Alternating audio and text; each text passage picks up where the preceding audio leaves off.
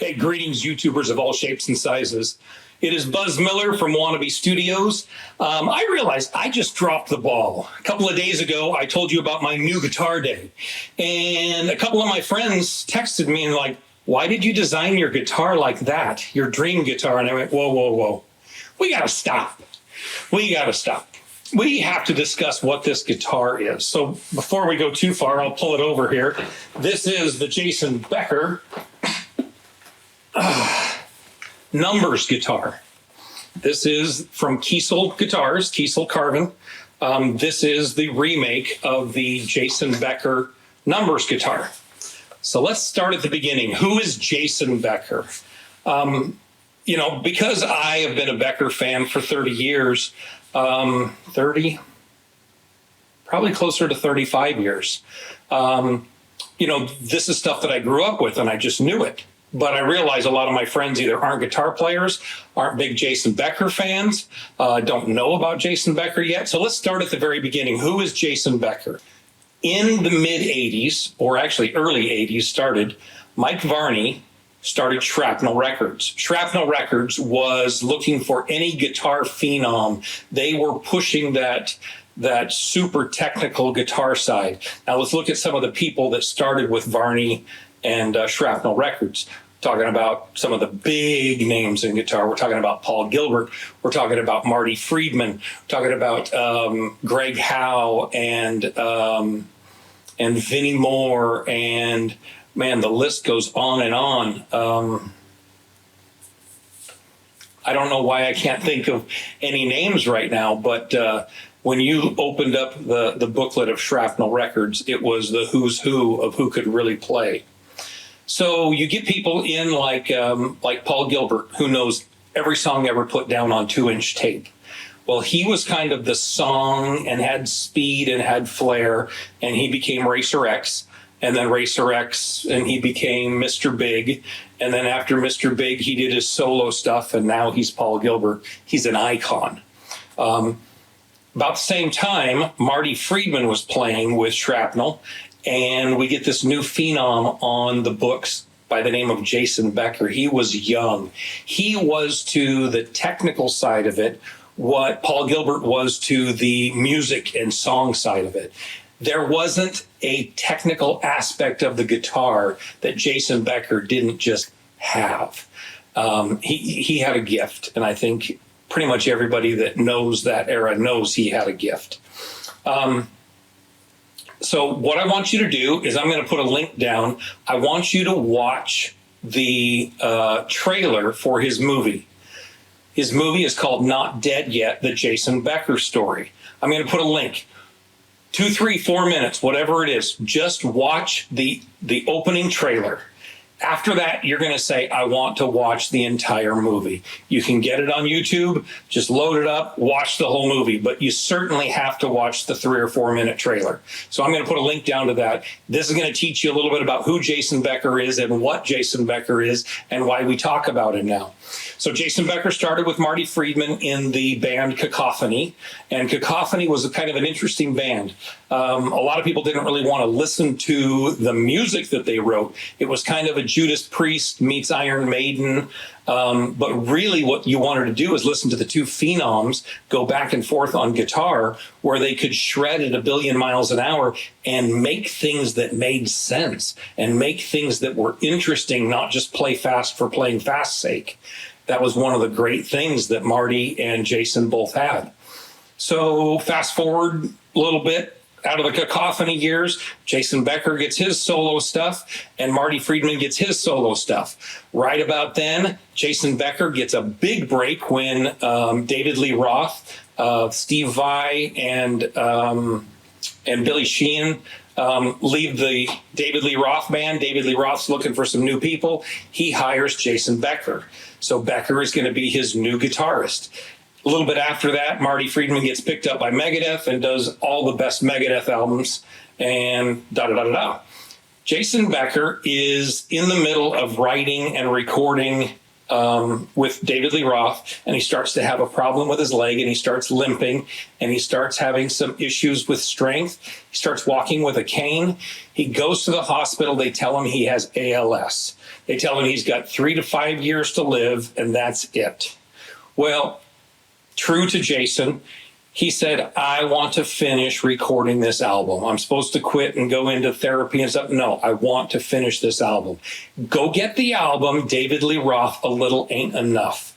If you want to hear soul and speed and technical aspects that are out of this world, go listen to that album and listen to it again and again. That is Jason. Jason started by playing any old piece of junk he could find. He starts getting some credibility, and then certain guitar companies are starting to throw stuff at him. And then he gets signed on with Carvin, and he makes his bluey guitar that we all know about, and he's playing Carvin stuff. Well, Jason always had a really interesting sense of humor and interesting taste. He decided he wanted to make a guitar that looks like the little children's blocks with the A and the B and the C and, you know, with hard colors. And he thought, oh, how cool would it be to do the ABC is 1, 3, 5, 7, 9, make a guitar that looked like those little kids' blocks. So Peavey made the guitar, the original Numbers guitar. When you see the original Numbers guitar, first of all, you have to sit in awe. It's like watching somebody pick up David Gilmour's Black Strat, or, you know, this is iconic guitar. Later on, about, I think, early 2000s, 2004, 2006, something like that, Paradise Guitar gets the ability to redo the Numbers guitar. They made a few, and you're going to see a couple of those out, the Paradise version of those guitars. Now, Carvin and Jason always stayed real close. He did love Carvin guitars, Carvin amps, played them on many of his tracks, many of his solo stuff. Even back in the Cacophony days, he had Bluey and was playing that. Maybe it was in his solo days, whatever. So Jason is now beating ALS in the fact that he can still write music, even though he can't move his hands, he can't move his legs. He got really weak there for a while. They found out some nutrition that got him kind of back to strength. He is now the longest living person with ALS on planet Earth. He is the grandfather of ALS. He's kind of who you look to and say, look, you can kind of still live. And as we learn, and as you're going to learn as you do your searches, he's still writing music to this day by the movement of his eyes. Every 2 eye movements makes a letter, and people can actually read his eye movement and figure out what he's saying to communicate. He's writing music. He just put out an album called Triumphant Hearts a couple of years ago. I think it was up for a Grammy. Go get it. Everybody and their dog plays on it because everybody loves Jason. So that's enough about Jason. We're going to talk about this. Carvin decided they wanted to start doing Jason Becker model guitars. Couple of reasons. Number one, Jason was one of the greatest guitarists to ever live. And we want to make a signature series guitar. Plus, Jason had designed some things that were really pretty cool, including a little obscure and different, but the Numbers guitar. Why is it so cool that Carvin Guitars were making these guitars for Jason? Every single Carvin is now called Kiesel. We'll talk about that a little bit later. But company didn't go away. Carvin didn't die. Carvin is Kiesel. Kiesel is Carvin. Every guitar they sell that is a Jason Becker model, they give money to Jason and his family for his care, for his long-term care, so they can keep him still writing music and keep him alive and keep him healthy. This month, they just told me that if you order a Jason Becker model, you can order the Numbers model, you can order the Bluey model, which is a neck through with a flamed maple or quilted maple top, with all the fancy stuff. It's got a bunch of switches and a bunch of different possibilities with the pickups. They also have a yin and yang, which is a new design that Jason has come up with very recently. All of them have everything that all the good Kiesels have. Obviously, big stainless frets, whatever size stainless frets you want, a carbon fiber reinforcement underneath the fretboard, and all the super cool options. But every guitar they sell that's a Jason Becker model this month, they're giving an extra 100 to Jason and his family. So if they sell 50 guitars, that's 5,000 extra dollars that's going to Jason and his family for his care, which he needs pretty desperately. So my friends asked me, why did you design your guitar like this? Well, I didn't. I love Jason and I kind of want that guitar, because when he started playing that Numbers guitar, oh my gosh, blew my brain. First of all, what he was playing with it, but that it was so different. And the fact that it had all the fret indicators in actual numbers, like the little kids' blocks, just kind of really different. But Jason's really different. I've always wanted this guitar. I sell my house after, building it with my bare hands, and I made some money off the sale of my house. And I went, you know what? It's time I go get myself a Numbers guitar with my design on it. I prefer the reverse headstock to the positive, but let's take a quick peek at this guitar. This guitar is a swamp ash body.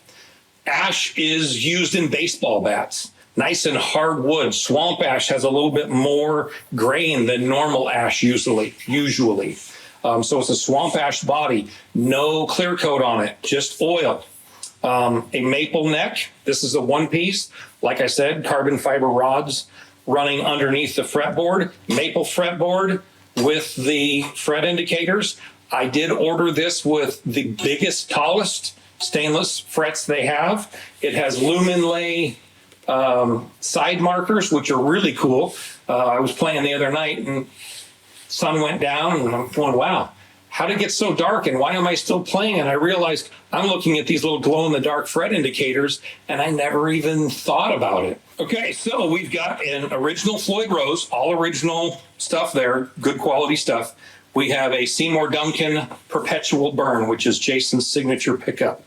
In the middle position, we have an S7 and then an SH2N in the neck pickup. We have a super 5-way switch. So we go full humbucker, share splits, single coil center, share splits, full humbucker, one volume knob nice and far out of the way so your pinky doesn't hit it all the time. 14-inch radius, 25/5 scale.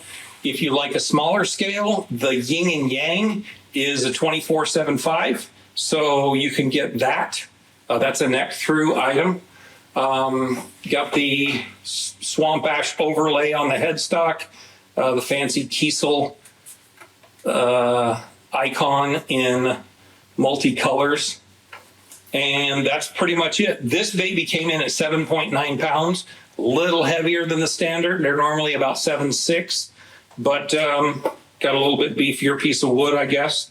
No two pieces of wood are identical. So that's what this is. That's what the Jason Becker Numbers guitar is. When you see the original, you see that Jason took out every other one of the pads. So it goes black, silver, black, silver, black, silver.